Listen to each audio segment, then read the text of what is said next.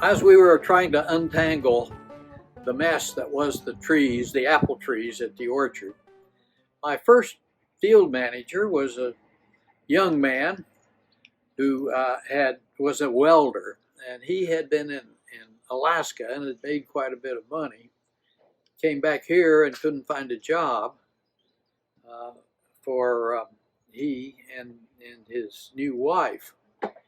He had met her on the ocean front over in western North Carolina on a vacation he took with some of the money that he'd earned up in Alaska, and met this lady from around here, and she was 10 years older than he was, and she was apparently very interested in finding someone who made as much money as he did, and they got married.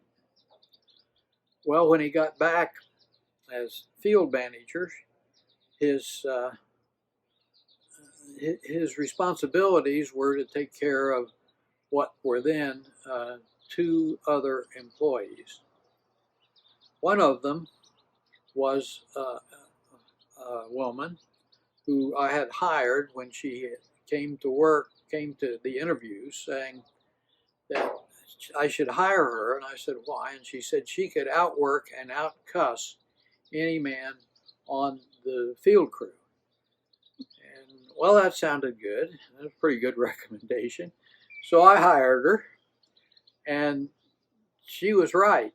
For a week, maybe 2 weeks, the other two guys on the field crew worked their brains out trying to keep up with her. She was a wildfire. But then she discovered her other topic or other skill, which was she was a talker.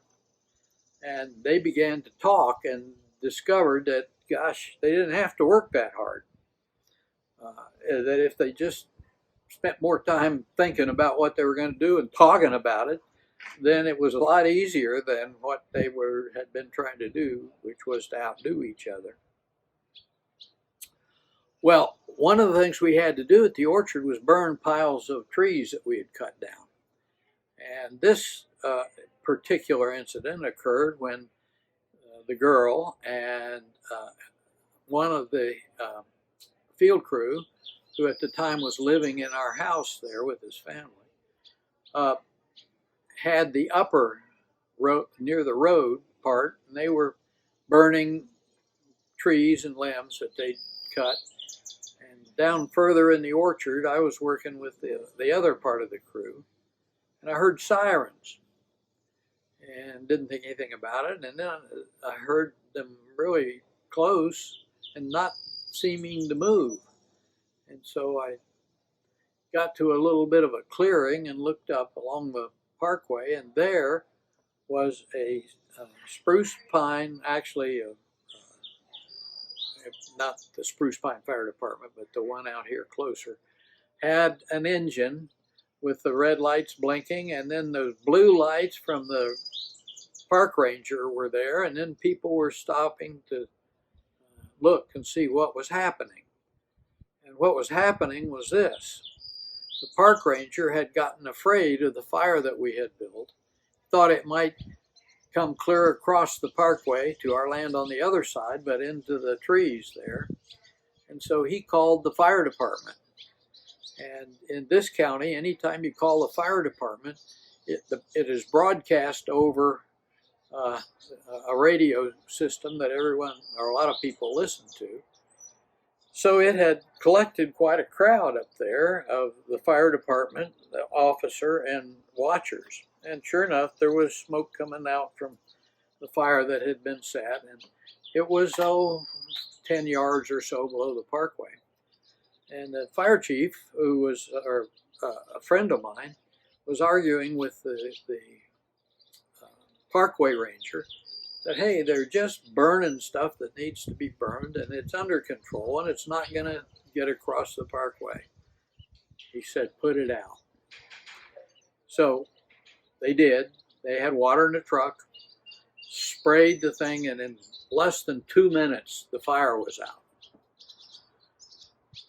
And by the time I got up there, the fire was pretty much gone. And the well, the field crew that was there, the lady and her friend, were smudged with ash or something, and they'd been trying to put the fire out, and they were exhausted. They were sitting on the deck there, and the fire was out, and the cop had gone, and the fire department had gone, and all the kibitzers from the road had gone.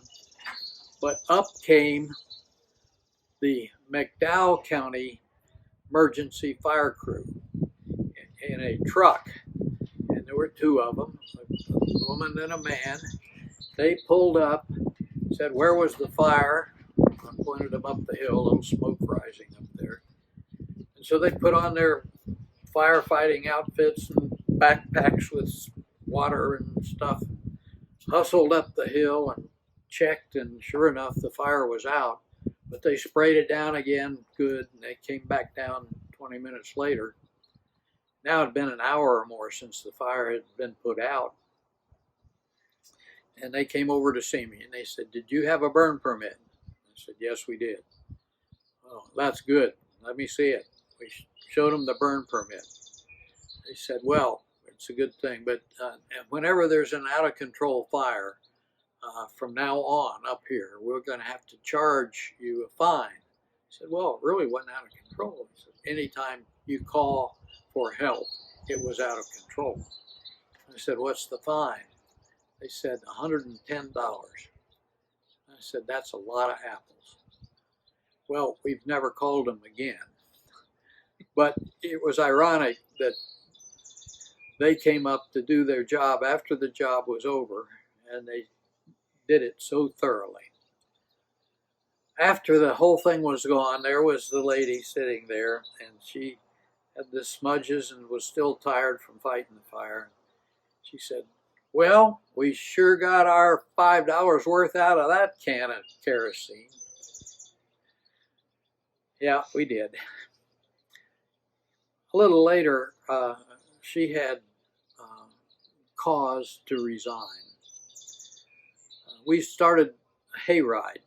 I thought it would be fun to have a hayride. And the very first hayride we had, she volunteered to lead.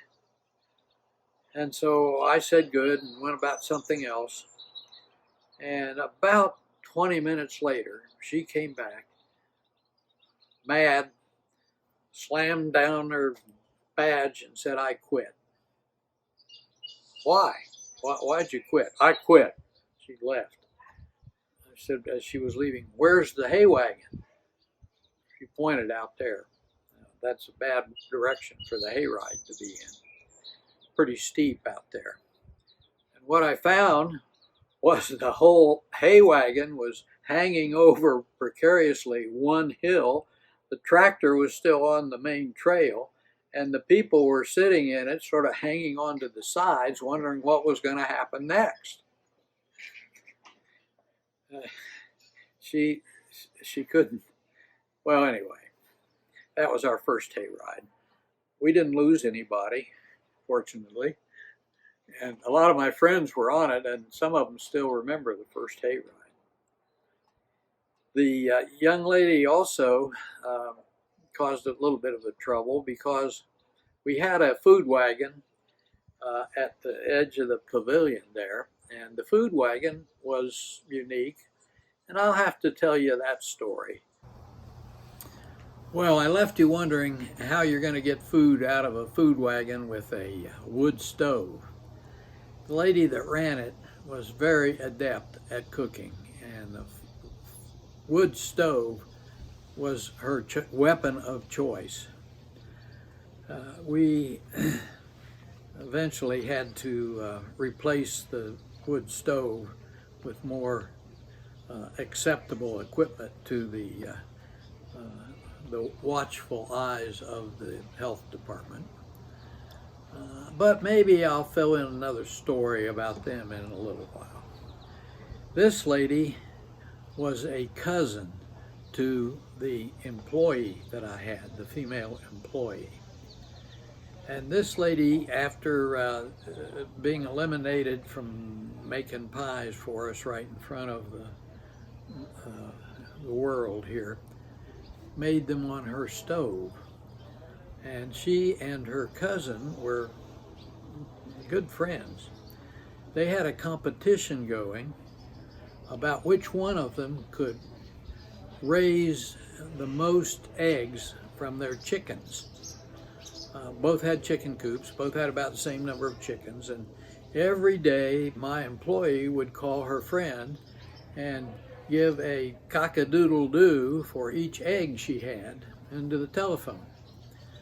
And she did not, as far as I know, ever win the contest of how many eggs. You see, my friend with the wood stove had called the experts at growing chickens and eggs down in the heart of Georgia and asked them, what is it that you can do that makes a hen lay the most eggs? And they said, oh, that's easy. You just put a light in the chicken coop and she will lay eggs at night and day. And that's what they did, and sure enough, their cousin, who had just checked around with egg growers here, did not have an inkling about that. And she frenzied herself trying to beat the lady that knew what she was doing.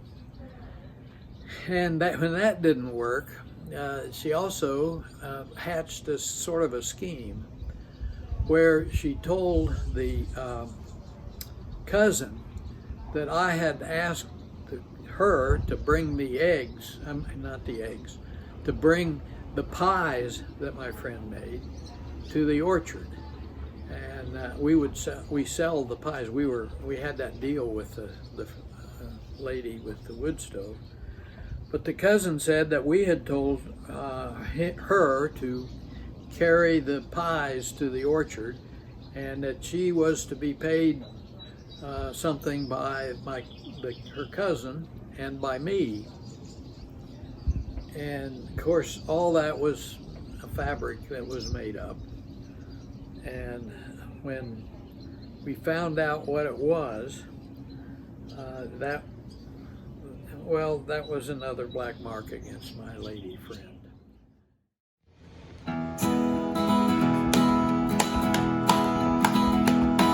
Hey, hey, good looking, what you got cooking? How's about cooking something up with me? Hey, sweet baby, don't you think maybe we can make us a brand new recipe? I got a hot rod Ford and a $2 bill, and I know a spot right over the hill. Soda pop and the dance is free, so if you wanna have fun, come along with me. Hey, good looking.